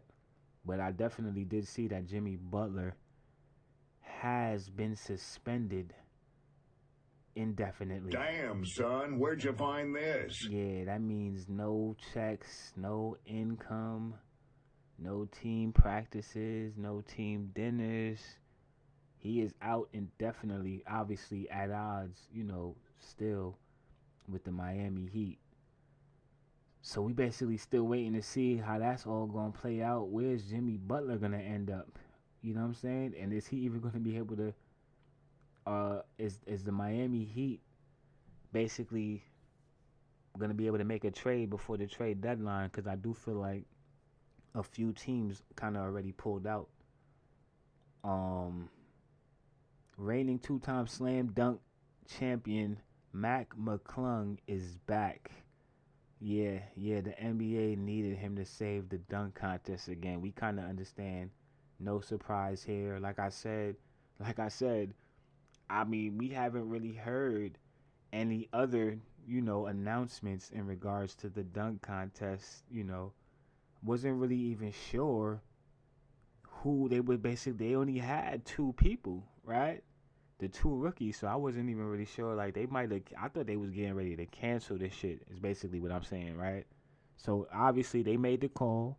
Mac McClung, we gonna bring you back. Obviously there are no other dunkers who are willing to step on the grand stage. They just had a dunk contest at one of the games the other day, at a Cleveland Cavaliers halftime game. Understand that they're having dunk contests 2 weeks prior to the All-Star game now, fam. That's how much interest or lack of interest there is in All-Star weekend now. They have dunk contests at the games now, fam. So we got LeBron James, who is 417 points away from becoming the first player in NBA history to reach 50,000 total points scored in the NBA. And I mean, at this rate, we thought 40,000 was impossible. Understand that 417 away. We didn't really get a chance to speak about DJ Academics, who recently got canceled, or he got caught up in some controversy because he had a weird moment on the internet. Now obviously we kind of know DJ Academics. We know DJ Academics to be is basically be a weird person on the internet. Is basically what I'm saying, right? Like, all we ever seen him do is have weird moments on the internet. So this is no shock to me, right? This was a little, obviously the situation was a little this was different than any previous DJ Academics controversy that we've seen in the past. And quite frankly, I don't really even feel the need to really even comment on this. What's done is done. He came back and he tried to apologize, but obviously, we're in a different day and age now where it's kind of like, the story breaks and basically the brands react right away, fam. I feel like, who is that? Steak. He lost his Twitch banned him, so he got banned from Twitch, and then he lost his Steak sponsorship following the controversy, and we'll probably get into that on a later episode. I don't really feel the need to really harp on that. I literally just had a conversation about Academics on my last episode, ironically enough, prior to the most recent controversy, and pretty much I said everything I needed to say on that episode about how I feel about DJ Academics. While we don't pray on anybody's downfall, I do feel like it was only a matter of time, It was only a matter of time. We definitely have been avoiding Keefe D and this whole Tupac murder trial. Yeah, so the man cops say is responsible for Tupac's murder was involved in a jailhouse brawl. So Keefe D got into a jailhouse brawl and is now facing some new charges in addition to the murder charges that he's currently fighting. And I don't know what, I don't really even know what to say about Keefe D. Obviously, similar to a lot of other situations, man, I just feel like this is one of those situations where you kind of get what you ask for. you kind of get what you asked for. You sat down for a long time and you did interviews for a long time, basically putting false narratives out there and basically trying to you kind of wanted the clout of being this individual who kind of had something to do with Tupac's demise. So I just feel like now you kind of living everything that you asked for, and I don't really have any opinion about this. Is what I'm basically saying. I don't. Um, what's done is done. Obviously, Tupac. We're not getting Tupac back, right? I feel like that loss, we can never really replace, a Tupac Shakur. So at this point, I just feel like whatever happens in the aftermath of, what I'm saying, or whatever the result of the trial is, doesn't really change what the outcome of that situation is basically what I'm saying, right? So I don't really care. I mean, they might lock this nigga up. They might not. I mean, at this point, he has a whole nother charge on top of his head. So if you wasn't guilty for this, now you in a whole nother, you know what I'm saying? You basically got yourself jammed up. And it is what it is. I can't necessarily say that I care, but I do feel like that it is noteworthy. Because you already know how I feel about Tupac, and that is the GOAT. So in addition to the halftime Super Bowl show, Kendrick Lamar and PG Lang have also released some merch, basically dedicated to, the battle that took place last year. I'm looking at a hoodie right now. Super Bowl, foot up on the gas, 2024, Kendrick Lamar, but somebody got to do it. So basically, a lot of the quotables from a lot of the, the records that came out from the back and forth last year. Yeah, and I definitely got to cop up. I just feel like that's genius. I feel like that's great marketing. I feel like he's basically making the best out of this situation. And clearly, does it get any better than what we seen yesterday, fam? Understand that we watched Taylor Swift, Beyonce. Taylor Swift raised her glass, fam, while Beyonce. Listen, fam. We've never seen anything like it. Like I said, once again, all for one record is crazy. We wrapping this episode up. J. Cole posts for the first time on his Inevitable blog. No,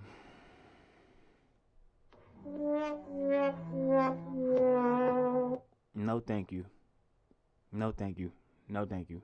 This is the first time that I respectfully, J. Cole, I'm just going to have to say no, thank you, sir.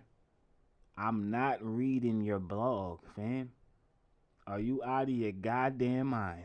Get off of the blog and get in the goddamn studio and drop the Fall Off album and retire if that's what you got to do, fam. All of this, I'm trying to get back to the foot, bro. No. I've defended you when nobody else did. I was there, fam. This blog though, I'm not here for the J. Cole blog. I'm not. So Clarissa Shields just picked up a big win this past weekend as well. She fought Danielle Perkins, who I was not familiar with. I did see some of the lead up to the fight via Clarissa Shields' Instagram, because I do follow her on IG. I feel like everybody knows who Clarissa Shields is at this point, obviously. The most successful women's boxer of all time at this point. Her resume is outstanding. And quite frankly, Pat Poose agrees, man, because Pat Poose definitely came trying out there. So yeah, obviously, that was also another moment, I guess, of the night. Pat Poose, making the walk with Clarissa Shields to the ring. I'm actually trying to pull this up right now, because I didn't see the entrance. But I guess, he walked her out and he performed. And obviously, listen, man, listen, they're doubling down in their new relationship. They're not going to allow for the internet, and trolls to basically dictate black love. Right? I mean, I guess. Papoose is black. Clarissa Shields is black. So therefore, technically, this would be, I'm not sure what's going on, man. This would just fall in line with just the whole theme of the year, basically. Like, it's just a spooky ass year, fam. Papoose and Clarissa Shields being the new power couple is a kind of a spooky thought, I must say, fam. We already know what Papoose do, you know what I'm saying? Like, we've seen what he does with his hands, and clearly we know what Clarissa Shields do with her hands. All I'm just saying is, you put them together, you might have the new tag team. Listen, fam, obviously, listen, Netflix, WWE, they just did a whole merge deal with Netflix, man. You got all type of people popping up on Monday Night Raw, fam. Salute to Clarissa Shields for picking up that big win once again. I do see that Jake Paul and Logan Paul supposedly are supposed to be fighting sometime this year as well. That is a flyer that, I see went up. I'm not sure who posted this. Not interested. I'm not interested, fam. I'm not interested. I need to see real fighters having real fights in 2025. The next boxing bout that I'm looking forward to is Bud Crawford versus Canelo Alvarez. I'm not here for the YouTube super fights anymore, fam. Miss me with all that. I'm done with the YouTube fights in 2025, fam. I just seen Logan Paul. Wasn't he just at the Royal Rumble? Logan Paul is a whole goddamn wrestler, fam. They better off doing that shit over there, fam. At WrestleMania or something. Leave the boxing to the boxers and leave that other shit to the, you know what I'm saying, for the YouTubers and the wrestlers and the entertainers, fam, who just want to obviously entertain the crowd. I feel like at this point, I'm done. I am. Ladies and gentlemen, this has been episode 76 of the Everybody Can't Go podcast. Y'all already know we gonna spin the block. Like I said, once again, Super Bowl weekend loading. Kendrick Lamar halftime show loading. Y'all already know. All-Star weekend. Who's gonna win the dunk contest? Are you excited? Cause I'm not. Them parlays is gonna be in though. Shout out to FanDuel, the unofficial sponsor of the Everybody Can't Go podcast. Yeah, absolutely. Yeah, I definitely need some new mics. Yeah, Travis Kelce. I'm not really sure. Yeah, like I said, I got some research to do. But until the next time, y'all already know what it is, man. Everybody Can't Go. Stay tuned. Keep it locked. It's #1 independent podcast in the world. Everybody Can't Go. Keep it locked until the next episode drops. Peace, love, and prosperity. You already know what it is. Willmatic TV. 1. Nobody pray for me. It been a day for me. Yeah. Hey, I remember syrup sandwiches and crime allowances. Finesse a nigga with some counterfeits, but now I'm counting this. Parmesan with my accountant lips, in fact I'm down in this. You say with my boo babe tastes like Kool-Aid for the analyst. Girl, I can buy your Westie world with my pay stuff. Ooh, that pussy good, won't you say that on my taste buds? I get way too petty once you let me do the extras. Pull up on your block and break it down, we playing Tetris. AM to the PM, PM to the AM phone. Piss out your per diem, you just gotta hate them phone. If I quit your BM, I still rock Mercedes phone. If I quit this season, I still be the greatest funk. My left stroke just went viral. Right stroke, put a baby in a spiral. Soprano C, we like to keep it on the high note. It's levels to it, you and I know. Bitch, be humble. Hold up, bitch. Sit down. Be humble. Sit down. Be humble. Bitch, sit down. Be humble. Sit down. Be humble. Sit down. Be humble. Sit down. bitch, sit down. Be humble, sit down. Who that nigga thinking that he frontin' on that man? Get the fuck off my stage, I'm the same man. Get the fuck off my dick, that ain't right. I make a play, fucking up your whole life. I'm so fucking sick and tired of the Photoshop. Show me something natural like Afro with your pride. Show me something natural like ass with some stretch marks. Still'll take you down right on your mama couch in polo socks. Hey, this shit way too crazy. Hey, you do not amaze me. Hey, I blew cool from AC. Hey, Obama just page me. Hey, I don't fabricate it. Hey, most of y'all be faking. Hey, I stay modest about it. Hey, she elaborated. Hey, this that great poop on the AV on that TED talk. Hey, watch my soul speak. You let the meds talk. Hey, if I kill a nigga, it won't be the alcohol. Hey, I'm the realest nigga after all. Bitch, be humble.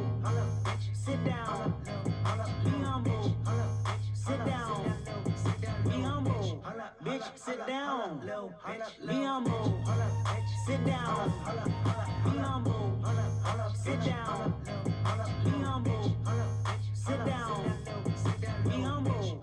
Bitch, sit down. Be humble. Sit down.